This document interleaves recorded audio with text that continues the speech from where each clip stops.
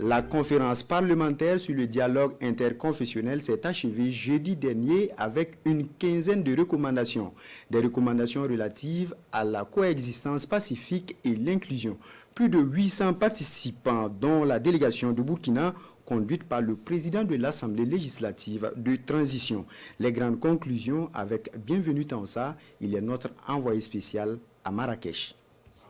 Après 3 jours de travaux intenses, ces parlementaires du monde entier, entourés de représentants de religions, de convictions, d'organisations confessionnelles, de la société civile et d'experts internationaux, se disent résolument engagés à travailler ensemble en faveur de la coexistence pacifique, de l'inclusion et d'institutions fortes dans le plein respect de l'état de droit.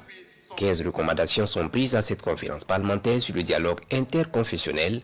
Elles sont en droite ligne des aspirations de la délégation burkinabé, conduite par le président de l'Assemblée législative de transition. La conférence a fait une déclaration relativement à ce dialogue interconfessionnel.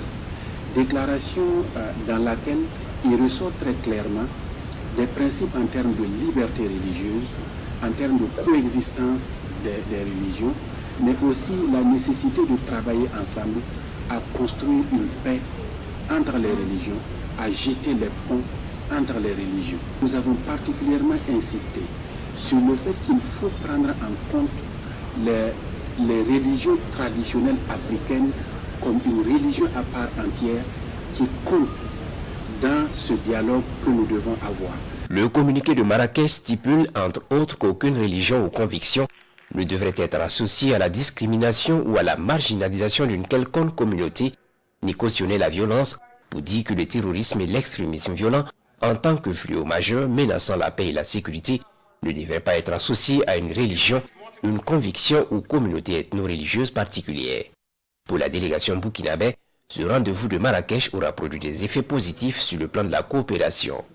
Plusieurs rencontres bilatérales sont tenues avec des représentants du Parlement marocain, la directrice de l'Alliance pour les civilisations des Nations Unies, le président du Sénat de la Thaïlande, le secrétaire de l'Union interparlementaire, la présidente de l'Assemblée nationale de la Tanzanie. Des rencontres qui débouchent sur des engagements à soutenir le Burkina Faso à sortir de la situation difficile qu'il traverse.